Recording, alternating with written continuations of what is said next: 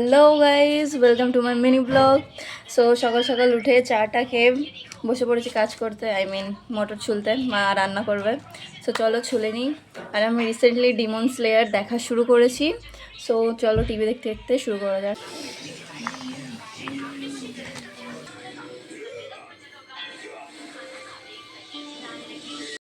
আমার মোটর ছাড়ানো কমপ্লিট, এবার মাকে দিয়ে আসি।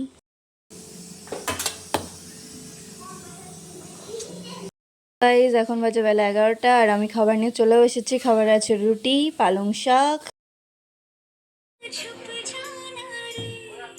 তো রাতে মাংস হবে বলে মা বললো ডিপ থেকে মাংসটা বের করে জলে দিয়ে দিতে। আর দেখো মাংসের সাথে সাথে আমার হাতের অবস্থাও খারাপ।